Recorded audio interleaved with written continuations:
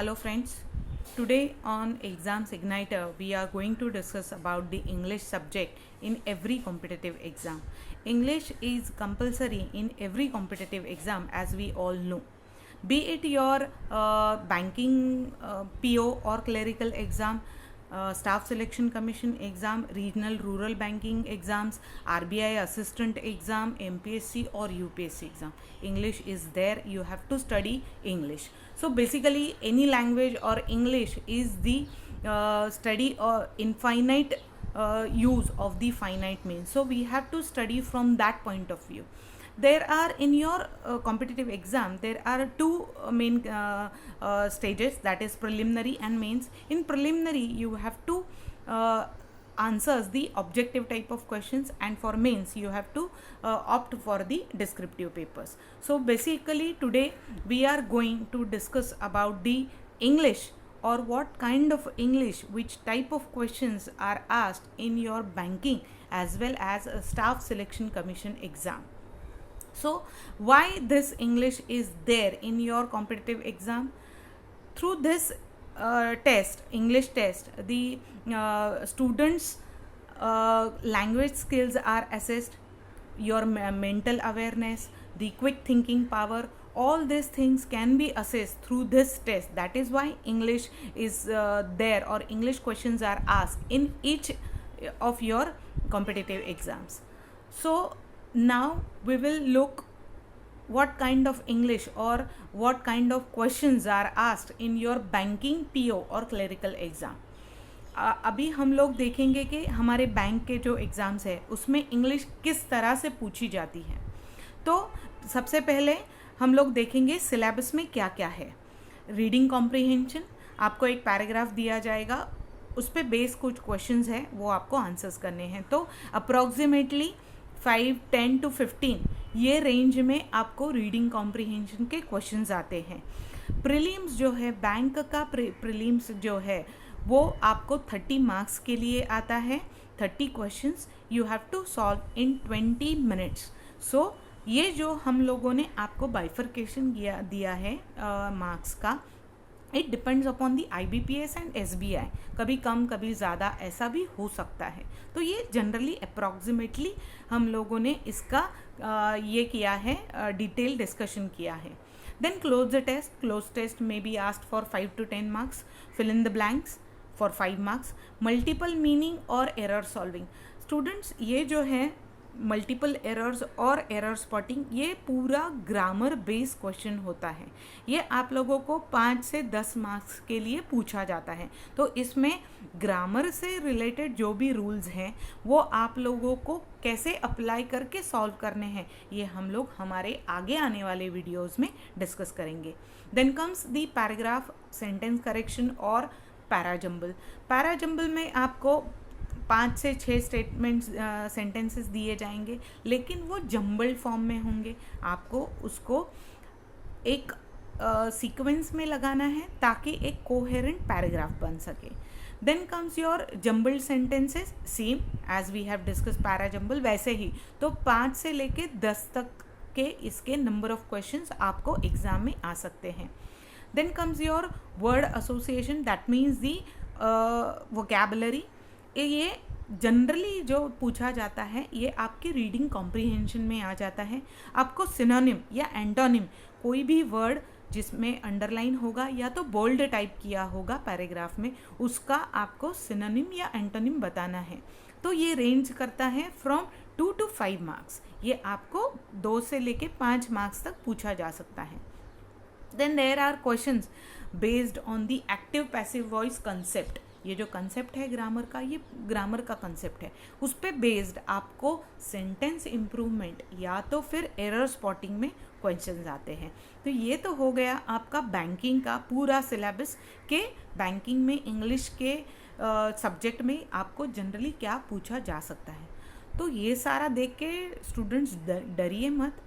Exams igniter आपके साथ है, आपको हेल्प करने के लिए. हम आगे वाले सारे वीडियोस में एक एक करके सारे जो टॉपिक्स हैं उस पर बात करेंगे, उस पर डिस्कस करेंगे.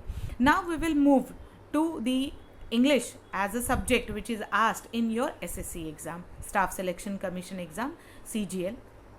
तो यहाँ पे भी कुछ ग्रामर बेस्ड क्वेश्चंस होते हैं, कुछ वोकैबुलरी बेस्ड क्वेश्चन होते हैं, कुछ कॉम्प्रीहेंशन और सेंटेंस रीअरेंजमेंट के क्वेश्चंस होते हैं। तो वोकैबुलरी जैसे हम लोगों ने बैंकिंग में देखा है वैसे ही आपको सिनोनिम एंटोनिम पूछा जा सकता है, या तो वो आपको कॉम्प्रीहेंशन में देंगे या तो फिर अलग से कोई भी सेंटेंस देंगे और सेंटेंस में एक वर्ड अंडरलाइन होगा या तो बोल्ड टाइप होगा, उसका आपको सिनोनिम या तो फिर एंटोनिम दे पूछेंगे। फिल इन द ब्लैंक्स आपको पूछा जाता है, वो भी वोकैबुलरी बेस्ड होता है।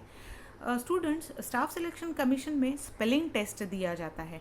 आप लोगों को कई बार गलत स्पेलिंग दिया जाता है और वो आपको अप्रोप्रिएट स्पेलिंग जो है या तो करेक्ट स्पेलिंग जो है वो उनमें से ढूंढना है। तो ये आपको स्टाफ सिलेक्शन कमीशन में वोकैबुलरी बेस्ड क्वेश्चन आता है।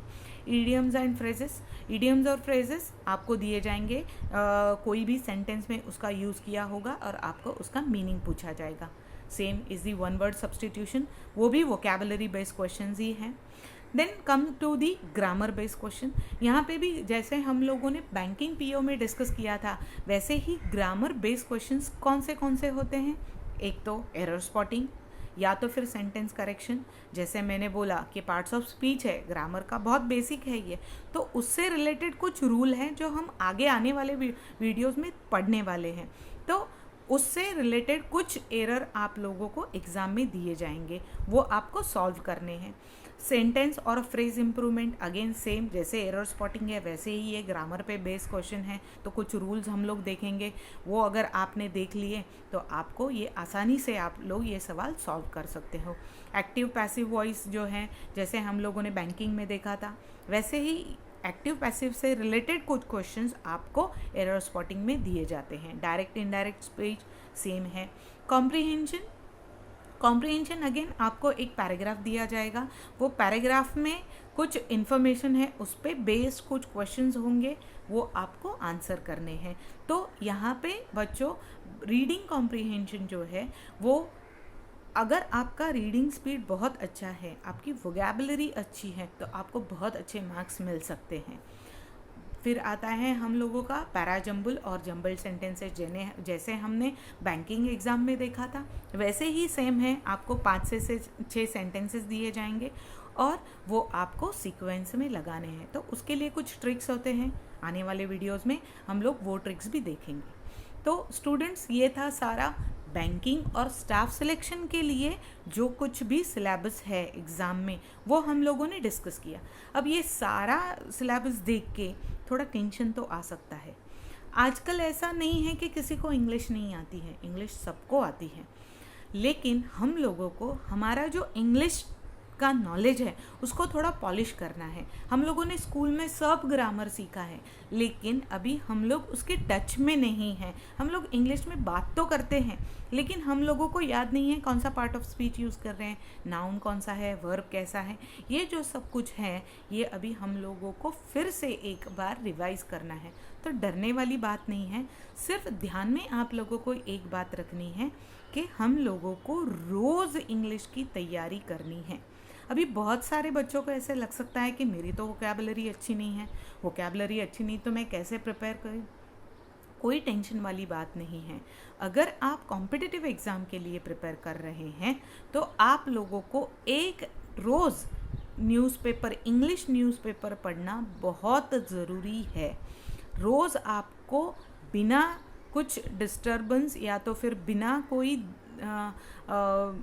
पॉज लिए आपको इंग्लिश न्यूज़पेपर पढ़ना ही है। उससे आपकी वोकैबुलरी बढ़ेगी, आपका रीडिंग स्पीड बढ़ेगा। आपका रीडिंग स्पीड बढ़ेगा तो आपको कॉम्प्रीहेंशन में इसकी बहुत ज़्यादा मदद मिल जाएगी।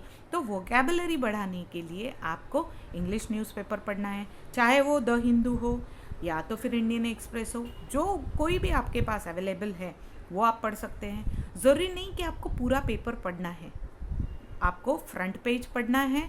और सबसे इम्पॉर्टेंट वाली बात वो जो है वो एडिटोरियल का जो पेज होता है, एडिटोरियल के जो आर्टिकल्स होते हैं वो बहुत ज़्यादा इम्पॉर्टेंट होते हैं। So you have to focus on that editorial page and you have to read those editorial articles every day without fail. So you will come across the new words every day. What you have to do, you have to write down those words.